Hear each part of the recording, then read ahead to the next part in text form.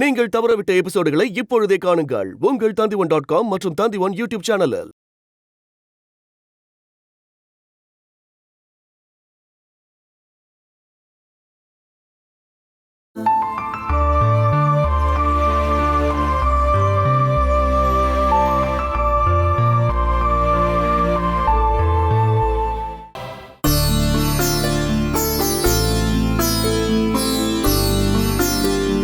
உனக்கு பசிக்கும்ல?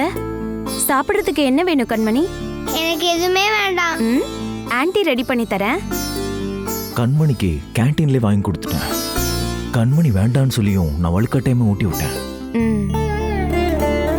ரோசம்மா கீழே விழுந்ததை பார்த்து இவ ரொம்ப பயந்துட்டா. ரோசம்மாக்கு எதுவும் இல்ல, சரியா? பயப்படாத.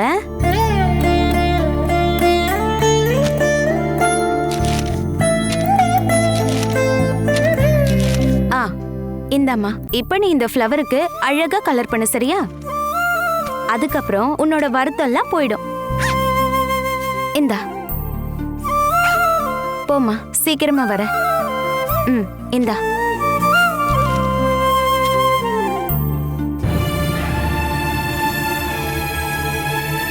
பாவம், ரொம்பவே மூட் ஆஃபா இருக்கா. அவ எப்போ அவங்க கூட தானே இருக்கா.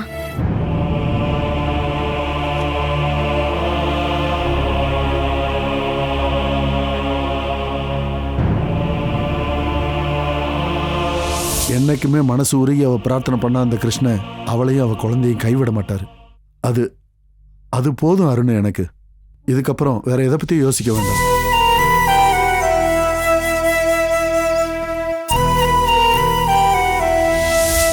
ஒருவேளை என் இந்து செத்து போயிட்டான்னா நானும் அதுக்கப்புறம் உயிரோட இருக்க மாட்டேன். ஆனா கர்ப்பத்தில் இருக்கிற அந்த குழந்தைய நம்ம கொன்னுட்டோன்னா இந்து நம்மளை விட்டு நிரந்தரமா பிரிஞ்சு போயிடுவா.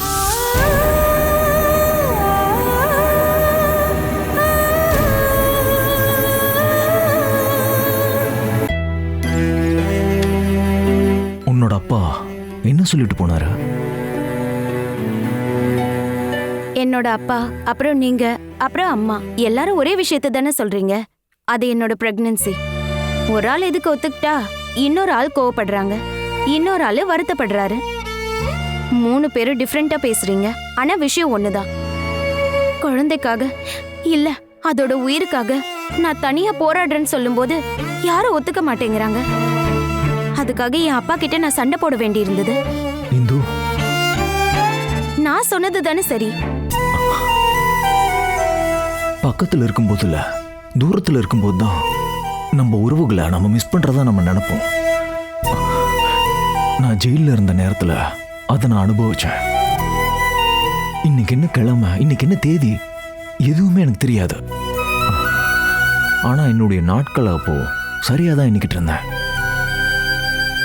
நாட்களை எண்ணி எண்ணி வாழ்ந்தாகணுங்கிறத புத்தகங்கள்ல படிச்சத அன்னைக்குதான் நான் உணர்ந்தேன். தூக்கம் வராம எத்தனையோ ராத்திரிகள் விடிஞ்ச பிறகும் கூட எனக்குள்ள ஒரு நிம்மதி வரும். என் தண்டனை காலத்துல ஒரு நாள் முடிஞ்சிருச்சு அப்படின்னு அத வெளியே வந்து சுத்தமான காத்த சுவாசிக்கணுங்கிறதுக்கு இல்ல, அதுக்காக இல்ல, அது உன்னை பார்க்கணும்னு ஓடோடி வந்ததுதான் அது காரணம்.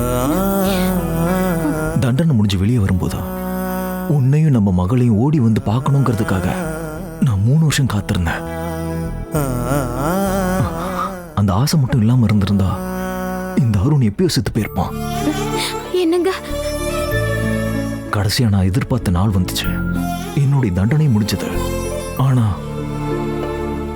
நான் ஓடி வந்தப்பதான் தெரிஞ்சது என்னோட குழந்தை காணாம போயிட்டா அப்படின்னு. நான் உடைஞ்சு போயிட்டேன். நான் அதுக்காக உன்கிட்ட சண்டை போட்டேன். ஆனா உன்னை பார்க்காம என்னால சத்தியமா இருக்கவே முடியல. காரணம்லாம் அப்படிதாம்மா. நான் தெரியாம பண்ணியிருந்தாலும் அம்மு காணாம போனது என்னோட அஜாக்கிரதை தான். மன்னிக்க முடியாத தப்பு பண்ணிட்டேன். நீங்களா இருந்ததுனாலதான் என்ன மன்னிச்சீங்க. அது எனக்கு தெரியும். அந்த பாசத்தை நான் நல்லா புரிஞ்சுக்கிட்டேன். ஆனா நம்ம அம்மு மாதிரி தானே பிறக்க போற குழந்தைய நமக்கு இருக்கும், அந்த உயிருக்கு மதிப்பு இல்லையா? அந்த குழந்தை வேண்டான்னு சொல்லும்போது என் உயிரை காப்பாத்ததான் நீங்க அந்த மாதிரி சொல்றீங்க. இருந்தாலும் அதுக்கு நான் எப்படி ஒத்துப்பேன்?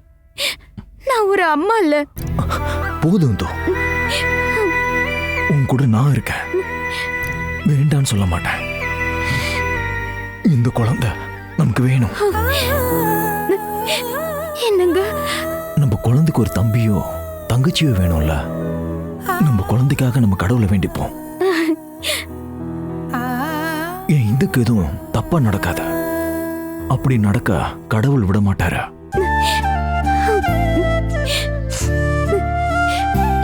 போதும், எனக்கு இந்த வார்த்தையே போதும். இதுக்கப்புறம் யாரு என்ன சொன்னாலும் எனக்கு எந்த பிரச்சனையும் இல்ல.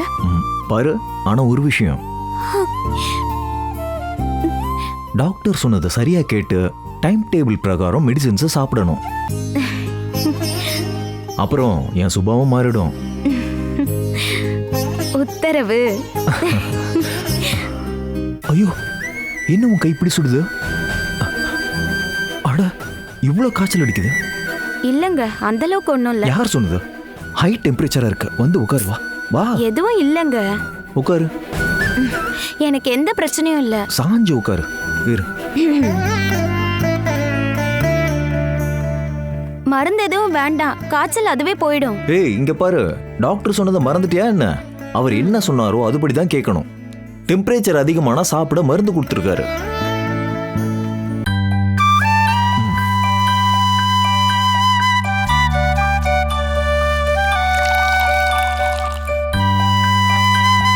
இந்தா, இந்த மாத்திரை சாப்பிடு. மாத்திரை இப்ப வேண்டாம், நான் அப்புறமா அட சாப்பிடு. சாப்பிடுன்னு சொல்றேன்ல, சாப்பிடு. சாப்பிடு.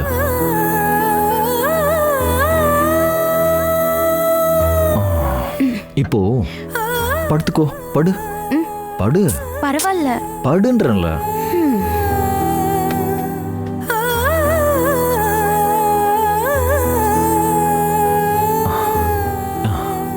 இதுக்கு பிறகு நீ ஒரு 10 நிமிஷம் கண்ணை மூடிட்டு தூங்கு. சரி அருணாதரே.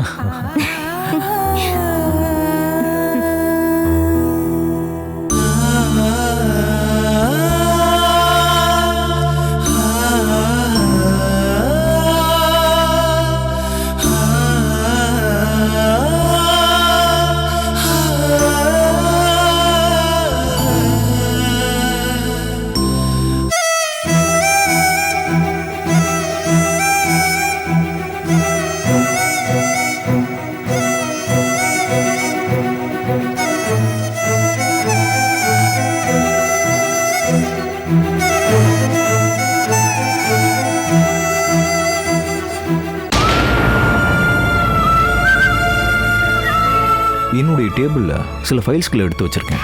அது எல்லாத்தையும் வீட்டுக்கு கொடுத்து அனுப்பிச்சிருங்க. அப்புறம் நான் இன்னைக்கு ஆஃபீஸ் வர மாட்டேன். ஒய்ஃபுக்கு கொஞ்சம் உடம்பு சரியில்லை. இல்லை பரவாயில்ல.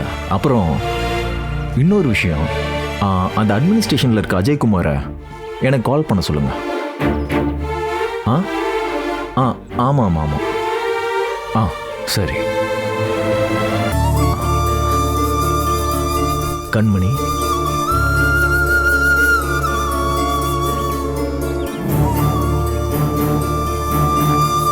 செல்லம் ஏன் வெளியில நிக்குது? கண்மணி, என்னாச்சு?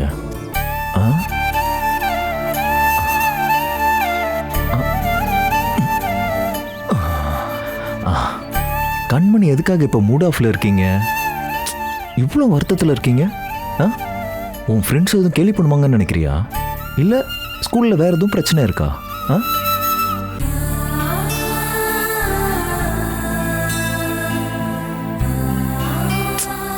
இப்படி எதுவுமே சொல்லாம இருந்தா எப்படி? என் கூட ரொம்ப க்ளோஸா இருக்கல்ல நீ, என்கிட்ட சொல்லி செல்லும். உனக்குள்ள என்ன வருத்தம் இருக்கு?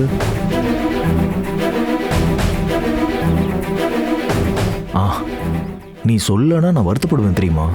நான் உங்ககிட்ட ஒரு விஷயம் சொல்லட்டுமா? சொன்னா என்ன திட்டக்கூடாது. மாட்டேன். என்ன அடிப்பீங்களா? கண்மணி அடிப்பாங்களா? அதெல்லாம் அடிக்க மாட்டேன்.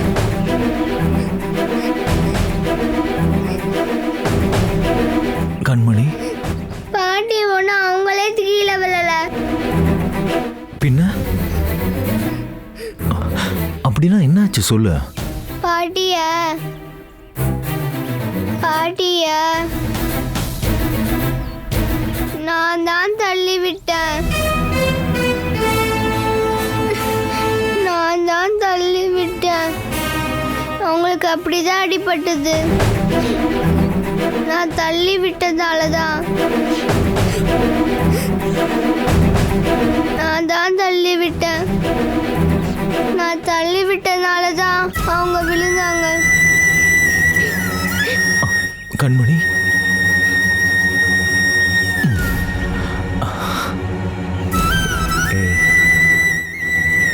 இது யாருக்கிட்டையும் சொல்ல வேணாம், சரியா? அங்குளும் சொல்ல மாட்டேன். அழுகாத.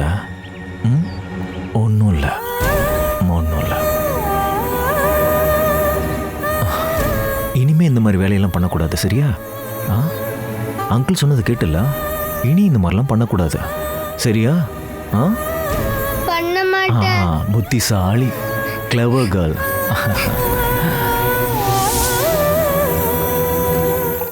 இப்ப எதுக்காக நீங்க தேவையில்லாம அவங்களுக்கு ஃபோன் பண்ணி இங்க வர சொல்ல வேண்டிய அவசியம் இருக்கு? நீங்க தேவையில்லாம கஷ்டப்படுத்துறீங்க. அதாம்மா நானும் உங்ககிட்ட சொல்லணும்னு நினைச்சேன். என்னால இங்க இருக்கிறவங்க யாருக்கும் எந்த பிரச்சனையும் வரக்கூடாது. நீங்க தேவையில்லாம பேசாம இந்த காஃபியை மட்டும் குடிங்க. பார்வதிமா, குடிங்க. நாங்க வாங்கிக்கோங்க.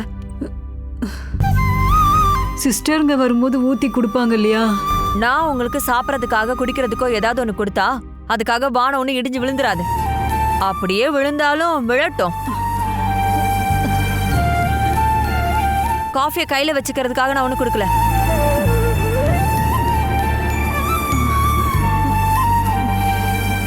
அவர் இங்க வராருன்னா வந்து உங்களை பார்த்துட்டு போட்டோம். நீங்க இப்போதைக்கு எங்கேயுமே போக கூடாது. அப்படி இல்லம்மா, ஒரு 2-3 நாளைக்கு நான் இப்படி படுத்திருந்தா போதுமா? காலில் இருக்க இந்த பிளாஸ்டர் எடுக்கணும் இல்லையா? அதுக்காக இங்க ரொம்ப நாள் தங்க வேண்டிய அவசியம் இல்ல. நாம இன்னைக்கே டிஸ்சார்ஜ் ஆகி வீட்டுக்கு போயிடலாம். அங்கதாம்மா பிரச்சனையே. பார்வதியம்மா, நீங்க எப்பவுமே பிஸியா இருக்க ஒரு ஆளு. இந்த மாதிரி அடிப்படத்துல நம்ம கிட்ட சொல்லிட்டு வருமா என்ன? அது மத்தவங்கள விட எனக்கு நல்லாவே தெரியும். அப்புறம் பாக்கி இருக்கிறது இந்து தான். அந்த பொண்ணு இப்ப கர்ப்பமா வேற இருக்கா. எப்பவுமே நம்ம குழந்தைய நம்ம நல்லபடியா பாத்துக்கணும். ஒவ்வொரு நாள் போறதை அனுசரிச்சு நம்ம இந்துவை எப்போதுமே கூடவே இருந்து நம்ம நல்லபடியா கவனிச்சுக்கணும். இப்போதைக்கு என்னால எஞ்சி உட்கார முடியாதுன்னா கூட எனக்கு எந்த பிரச்சனையும் இல்லைன்னு டாக்டர் சொல்லியிருக்காரு இல்ல. என்னை பார்த்துக்கிட்டே நீ கண்மணியும் பார்த்துக்கணும். அது மட்டும் இல்லாம ஆபீஸ் வேலையும் நீ பார்த்தாகணும். சுருக்கமா சொல்லணும்னா 4 பேர் வேலையும் நீதாமா தனியா பார்த்தாகணும். எல்லா இடத்துலயும் உன் கண்ணு இருந்தே ஆகணும். அப்படி இருக்கும்போது நான் இந்த காலோட அந்த வீட்டுக்குள்ள வந்தா என்னம்மா ஆகும்? வேண்டாம், அது சரிப்பட்டு வராது. உங்களுக்கு பண்ற சேவையில எந்த குறையும் வராம பாத்துக்கணும் இல்லையா? அத நான் பாத்துக்கிறேன். ஒருவேளை தேவைப்பட்டுச்சுன்னா நம்ம ஒரு ஆளை வேலைக்கு வச்சுக்கலாம். அது சரி, வேலைக்காரிய பாத்துக்க இன்னொரு வேலைக்காரிய வைக்கணுமா என்ன? ஆனா நீங்க ஒண்ணும் வேலைக்காரி இல்லையே. கொஞ்சம் பேசாம இருங்க. நான் ஏதோ தெரியாம சொல்லிட்டேமா, என்ன மன்னிச்சிருமா. நான் சொல்றத கொஞ்சம் தயவு செஞ்சு புரிஞ்சுக்குங்கம்மா. இந்த காயத்துக்கு பிளாஸ்டரால எந்த பிரயோஜனம் இருக்காது. காலில் நல்லா அடிபட்டிருக்கு இல்லையா? இதுக்கு ஆயுர்வேத ட்ரீட்மெண்ட் தான் நான் எடுக்கணும். எங்களோட ஊர்ல செபாஸ்டினுக்கு ரொம்ப தெரிஞ்ச ஒரு நல்ல வைத்தியர் இருக்காரு. நான் அங்கேயே காட்டிக்கிறேன். நான் அங்க போனா மேரி என் உதவிக்கு வருவா. இந்துவோட பிரசவம் நெருங்கிறதுக்குள்ள ட்ரீட்மெண்ட் எல்லாம் முடிஞ்சு ரோசி அம்மா புத்தம்புது ரோசி அம்மாவா வருவேன். அம்மாவையும் குழந்தைய யார் நல்லபடியா பாத்துப்பாங்க? நான் தானே பாத்துக்கணும். என்னதான் இருந்தாலும் இப்ப நீங்க அங்க போயே ஆகணும்னு முடிவு பண்ணிட்டீங்க. செபாஸ்டின் வந்துட்டானே. வரும்போது குழந்தைய கூட்டிட்டு வந்துட்டியா? நான் அம்பாட்டுக்கு போயிட்டு தான் வர்றேன். நீ ஏமா உம்முன்னு நிக்கிற? ரோசி அம்மா நீங்க சொன்னதுனால நான் அம்பாட்டுக்கு போய் எல்லா அட்ரஸையும் எடுத்துட்டு வந்துட்டேன். இதுக்கப்புறம் நாம நம்ம ஊருக்கு கிளம்பி போயிடலாம். அது சரி. 2 பேரும் நல்லா பிளான் பண்ணி வச்சிட்டீங்களா? தயவு செஞ்சு ஒத்துக்கோமா, எதிர்த்து எதுவும் சொல்லிடாத. நான் ஹாஸ்பிட்டல் போலான்னு சொன்னப்போ கண்மணி ரொம்பவும் அடம் பிடிச்சா. ரோசி அம்மா பாட்டியை நான் பார்த்தே ஆகணும்னு சொன்னா. என் கூட சண்டை போட்டதுனால நான் எங்க கூட்டிட்டு வந்தேன். பாட்டியை பார்க்க வந்துட்டு அப்படி ஒளிஞ்சு நின்னா என்னம்மா அர்த்தம்? பக்கத்துல வா. இவங்க 2 பேரும் ரொம்ப ரொம்ப க்ளோஸ். நான் போறதுக்கு முன்னாடி உன்னை பார்க்கணும்னு நான் நினைச்சேம்மா. ஆனா நீயே இங்க வந்துட்டம்மா. நீங்க ஒன்றும் போக வேண்டாம். போக வேண்டாம் பாட்டி.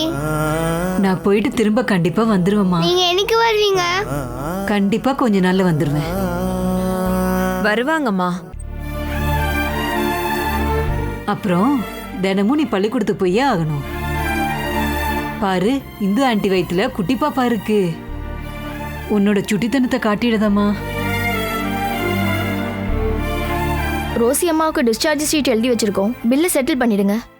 யாராவது போய் கவுண்டர்ல கட்டிடுங்க. இருங்க, நான் போயிட்டு வரேன். இல்ல, பில்ல நான் கட்டிக்கிறேன்.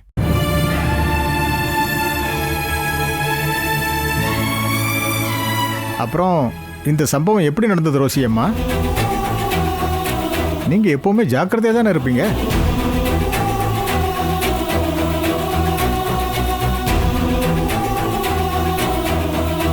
மனுஷனோட கால் ஸ்லிப்பாகி விழுறதுக்கு ரொம்ப நேரம் ஆகாது செபஸ்டின்.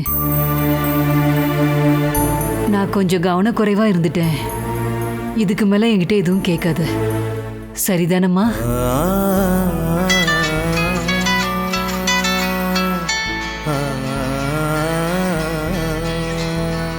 ரோசி அம்மா, உங்களுக்கு தான் ஃபோன். ஹலோ ரோசம்மா, இந்துமா, நானே உனக்கு கால் பண்ணுன்னு தான் நினைச்சிட்டு இருந்தேன். நீங்க ஊருக்கு போற விஷயம் செபாஸ்டின் அங்கிள் சொன்னதுக்கு அப்புறம் தான் எனக்கு தெரிஞ்சது. எனக்கு கொஞ்சம் உடம்பு சரியில்லை, இல்லைன்னா நானே ஹாஸ்பிட்டலுக்கு வந்திருப்பேன். அட அதெல்லாம் பரவாயில்லம்மா, அம்மா தான் இங்க இருக்காங்கல்ல. நீங்க ஊருக்கு போக வேண்டான்னு தான் நான் சொல்ல விரும்புறேன். எதுக்கு போறீங்க? இங்கேயே இருக்கலாம்ல. இங்க யாருக்கும் எந்த கஷ்டமும் கிடையாது. அம்மாவும் இதேதாம்மா சொன்னாங்க. உங்களோட இந்த பாசத்தை பார்க்கும்போது என் கண்ணே கலங்குது. ஆனா போய்தாம்மா ஆகணும். இங்க இருந்து நீங்க அனுப்ப மாட்டீங்கன்னு தெரிஞ்சுதான் நான் செபாஸ்டின் ஃபோன் பண்ணி வர வச்சேன். பிளாஸ்டர் எடுத்த உடனே நான் கண்டிப்பா வந்துருவேன். நீ அருண் கிட்ட இதை சொல்லிடுமா. எனக்கு காய்ச்சலா இருக்கிறதுனால அவர் இன்னைக்கு ஆபீஸ்க்கு போகல. காய்ச்சலா? இந்து, உனக்கு காய்ச்சல் அதிகமாயிட்டே இருக்கா? காய்ச்சலா? போனை என்கிட்ட கொடுங்க. இந்து, உனக்கு காய்ச்சல் அடிக்குதா என்ன? காய்ச்சல் லைட்டா தாம்மா இருக்கு. ஆனா நீ ஏன் ஹாஸ்பிடல் போகாம இருக்க? இப்படியே விட்டா இன்னும் ஜாஸ்தியா ஆகும். என் வீட்டுக்கார் மருந்து கொடுத்தாரு, இப்ப பரவாயில்ல. தலைவலி மட்டும்தான் இருக்கா, இல்ல வேற ஏதாவது பிரச்சனை இருக்கா? அதெல்லாம் எதுவும் இல்ல, எனக்கு எந்த பிரச்சனையும் இல்லம்மா. சரி சரி, நான் இப்ப உடனே வீட்டுக்கு வரேன்.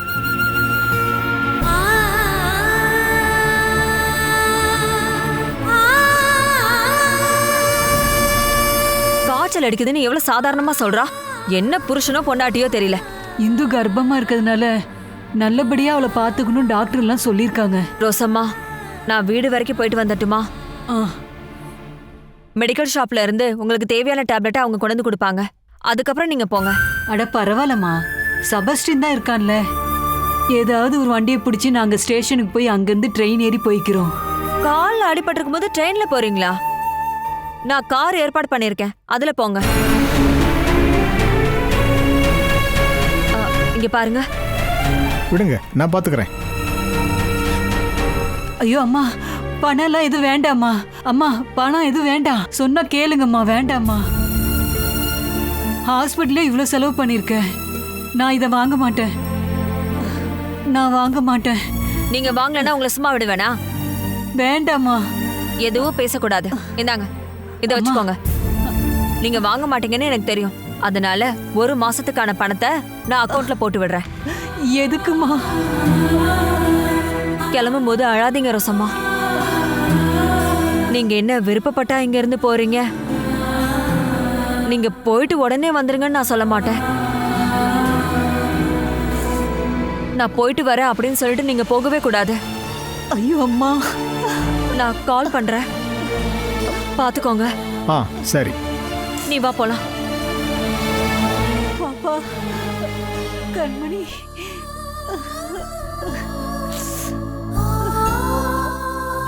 நீ வாமா.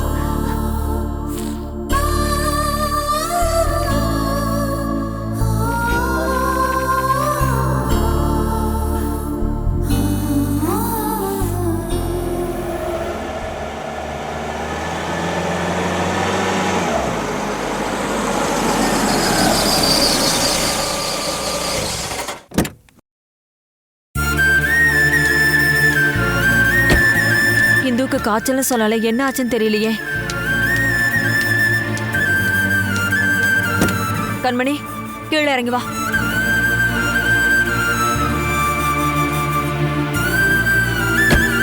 சீக்கிரம் வா.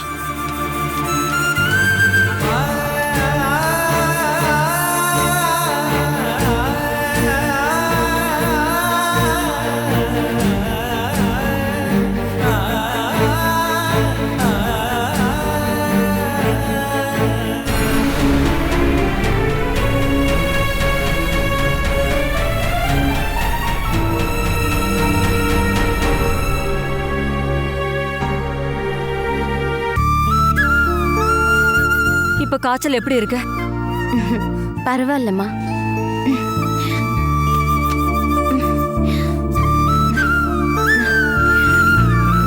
காய்ச்சல் அதிகமா இருக்கே.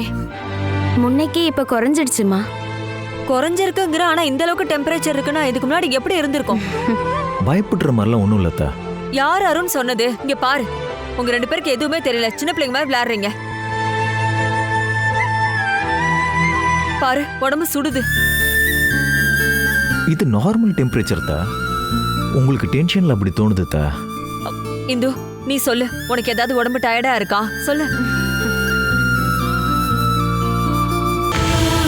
எனக்கு எந்த பிரச்சனையும் இல்லம்மா. ஆனா நீ ரொம்ப டயர்டா இருக்க மாதிரி இருக்கே. டேப்லெட்லாம் சாப்பிட்டா மறுபடியும் ஏதாவது பிரச்சனைனா ஈவினிங் டாக்டரை போய் பார்க்கலாம்.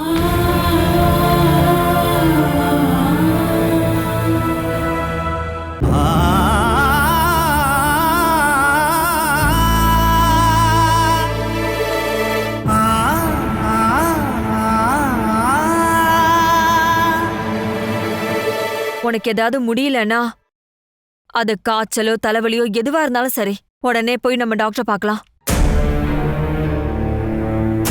இல்லனா அவங்கள நம்ம வீட்டுக்கே வர சொல்லலாம். இதை நீ சாதாரணமா விட்டுறாத. நீங்க ஏம்மா இவ்ளோ பயப்படுறீங்க? எனக்கு இப்ப ஒன்றும் இல்லை.